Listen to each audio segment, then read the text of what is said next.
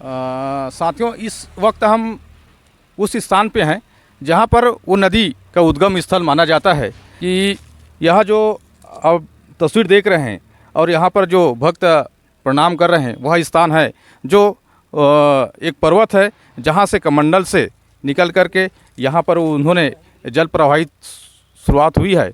हम आगे इस कहानी को आगे और अच्छे से बताएंगे, तब तक के लिए हमसे जुड़े रहिए।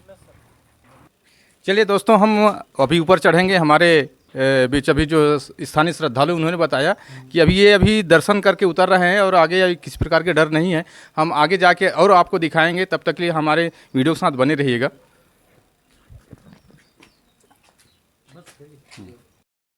साथियों नमस्कार, जय जोहार। मैं अंगी सिरवानी, हमारे चैनल में आप सभी का बहुत बहुत स्वागत है। आज आपको ऐसा नदी दिखाएंगे, वह नदी जो एक कमंडल से निकलकर बंगाल की खाड़ी में गिरी है। क्या आप ये जानना चाहेंगे वो कौन सी नदी है और किसके कमंडल से निकलकर बंगाल की खाड़ी में गिरी है? क्या आप ये भी जानना चाहेंगे कि नदी का क्या नाम है? पूरे जानकारी के लिए हमारे चैनल के साथ बने रहिए और जानिए इस नदी की हकीकत क्या है। साथियों, इस वक्त हम उस स्थान पे हैं जहाँ पर वो नदी का उद्गम स्थल माना जाता है। तस्वीर देख रहे हैं और यहाँ पर जो भक्त प्रणाम कर रहे हैं वह स्थान है जो एक पर्वत है जहाँ से कमंडल से निकल कर के यहाँ पर उन्होंने जल प्रवाहित शुरुआत हुई है।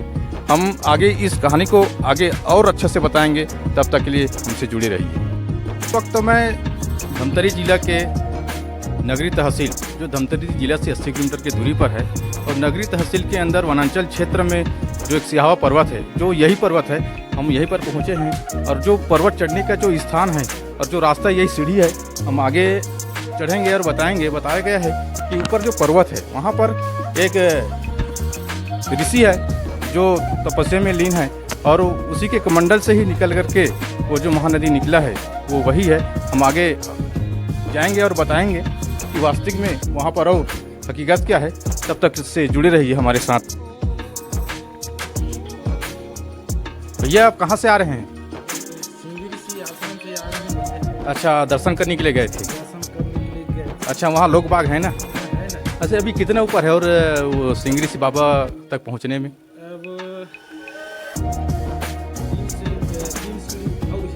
अच्छा, 300 सीढ़ी और है।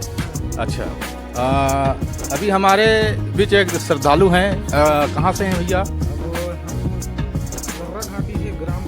अच्छा, इसी क्षेत्र से हैं। अच्छा, यहाँ और शाम को अगर कोई जंगली जानवर का कोई डर रहता है क्या? नहीं।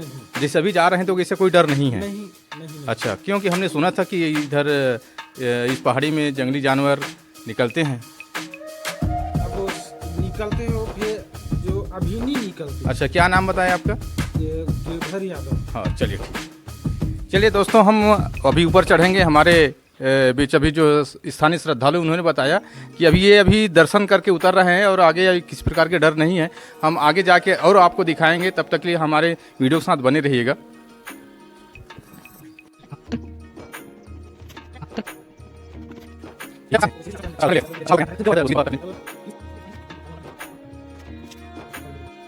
चार 430 सीढ़ी चढ़कर हमने पर्वत पर पहुँचे हैं अभी। और यह जो स्थान है जो सिंगरी ऋषि बाबा कहते हैं, हम इसके संबंध में और चर्चा करेंगे। हमारे बीच यहाँ के जो पुजारी जी हैं, बाबा जी हैं, हम उनसे मिलेंगे और इस संबंध में चर्चा करेंगे कि यहाँ जो बाबा उनसे ऋषि है और उसकी क्या महत्व है, इसके बारे में हम चर्चा करते हुए हम आपको बताएंगे। तो बाबा जी, पहले आपका परिचय देंगे। मेरा नाम है लक्ष्मी नारायण वैष्णव।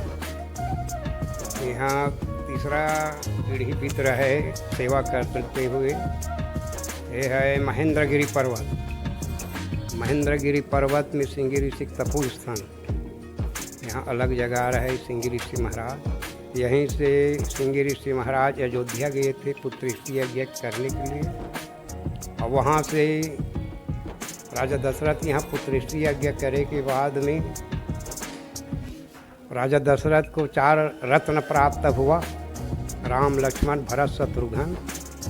फिर यज्ञ होने के बाद में एक राजा दशरथ के जो कन्या थे शांता नाम के, उसको कन्यादान दे करके सिंगी ऋषि को संतुष्ट करें, अनेक दान दे करके संतुष्ट करके फिर सिंगी ऋषि महाराज महेंद्रगिरी पर्वत में आकर के फिर शांता मैया को कहे कि मैंने आपको भगवान को पाना है तो तब करो, मैं तो बाल ब्रह्मचारी हूँ, जोगी हूँ, आपको यह करना है, भगवान को प्राप्त करना है। यहाँ से 1 किलोमीटर पहाड़ी के ऊपर शांता मैया तप कर रही है, सिंगी ऋषि यहाँ तप कर रहे हैं। एकरे कमंडल से महानदी का उद्गम होए, ये है समाधि स्थल है, और सामने हो पूर्व दिशा है, वो है माने ध्यान स्थल। एक बार अगस्त ऋषि महाराज कहाँ गए? प्रयागराज। प्रयागराज से फिर सिंगी ऋषि के पास आए। अगस्त ऋषि महाराज कहे कि मैंने प्रयागराज जाना है, और जाने के बाद में आप दोनों जन चल तो बढ़िया होता। वो कहे कि भगवान के प्रति मन लग गए, आप जात होते कमंडल को ले जाओ और इस सुपारी हरदी को गंगा को भेंट कर देना, और यही बुलाना कह देना कि आपको सिंगी ऋषि बुलाए। कमंडल ले करके अगस्त ऋषि महाराज प्रयागराज चल दिए। सिंगी ऋषि पूर्व दिशा में ध्यान लगा कर बैठे, जैसे बैठे हैं ना वैसे प्रकार के बैठ कर के ही माने 15 दिन बैठी कि 1 महीना साल भर बैठी, तो वो परमात्मा जाने। उनका इच्छा तो कई हजार साल तपस्या करने वाला है। फिर कुछ दिन के बाद मैंने अगस्त ऋषि महाराज कुंभ मेला जैसे ख़त्म हुआ, स्नान ध्यान किए, सुपारी हरदी को मैंने गंगा को अर्पण कर दिए, और कमंडल में जल को लेकर के आपको गंगा मैया आपको सिंगी ऋषि बुलाए। वो कमंडल में जल आकर के स्वयं गंगा प्रवाहित होकर के फिर मैंने कमंडल को लेकर के अगस्त ऋषि महाराज सिंगी ऋषि महेंद्रगिरी पर्वत में आए। तो पूर्व दिशा में ध्यान लगे हुए थे सिंगी ऋषि के, सामने में रख दिए अंगूठा माने सामने दाहिने तरफ, और अगस्त ऋषि अपन आश्रम चल दिए। कुछ दिन के बाद ध्यान मग्न हुआ, अंगूठा लग गए, जैसे लगना वैसे कमंडल लुढ़क गए। लुढ़के के बाद में गंगा कहे अरे उधर निमंत्रण दे के बुलाए हैं, और बुला करके अपमान हो गए, ऐसे कहा करके क्रोधित हो करके पहाड़ लचीर करके निकल करके यहाँ से 16 किलोमीटर फरसिया नाम के गांव तक पहुँचे रही। पूर्ण दृष्टि से देखे गड़गड़ गड़गड़ की आवाज़ से, ठीक है, जो महानंदा चेला है उसको कहे कि जाओ बेटा, जो इस गंगा को निमंत्रण दे के बुलाए, आज अपमान हो गए, और क्रोधित हो करके वो जाते उसको बुला करके लाओ, उधर उसका मान ही होगा। ऐसे कह करके सिंगी ऋषि महाराज के महानंदा चेला को फिर बुला करके फिर लाए, तो पहाड़ को 2 टुकड़ा कर दूंगे कहे, है नहीं, क्रोधित से। फिर शंकर जी और माँ पार्वती प्रकट होकर के गणेश घाट में फिर उसको क्षमा याचना किए कि तो ये पहाड़ की भी मर्यादा रहे, आपकी मर्यादा रहे, है नहीं। फिर जाने के लिए रास्ता बताओ, आप पूर्व दिशा जाते रहे, उसके बाद पश्चिम दिशा जाओ, पश्चिम के बाद उत्तर, उत्तर के बाद फिर बंगाल के खाड़ी में जाके तो पहाड़ लचीर करके निकले ऊपर से चित्रोत्पला गंगा के लिए जतका नदी अपन कोरम समेट के महान कर दे ऊपर से स्यावा पर्वत जो उद्गम स्थल बोलते हैं, जो महानदी कहा जाता है जिस नदी का नाम, जिसको शास्त्र में चित्रोत्पला गंगा भी कहा जाता है, वो यही जो महानदी है जो इसी पर्वत से निकला हुआ है। यही महानदी महेंद्रगिरी पर्वत से सिंगी ऋषि के पहाड़ से निकल करके बंगाल के खाड़ी में जाके। अच्छा बाबा जी, एक चीज़ और बताएंगे कि महर्षि सिंगी ऋषि के कमंडल से जो जल निकला और वो पत्थर को छेद करते हुए जो जल प्रवाहित हुआ, जो एक नदी में रूप ले गया, वो एक बताया जाता है कि उसमें कुंड भी है। वो कुंड कौन सा है, उसको बताएंगे। वो कुंड ये सामने पहाड़ी के ऊपर में है, जा करके देख लो, चलो। इस पर्वत में महर्षि सिंगी ऋषि का जो पूजा पाठ करते हैं, उस बाबा जी ने हमको बताया कि यहाँ से जो नदी उद्गम जो स्थल है, जो यहाँ से जो नदी निकली है, उसका नाम महानदी बताया गया है।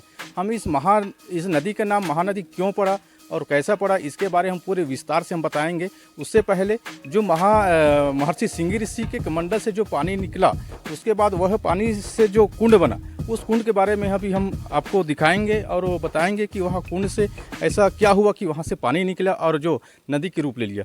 हमारे बीच अभी बाबा जी पहुँचे हैं। बाबा जी अभी जो बता रहे थे कि कुंड है, वो कुंड कौन से हैं?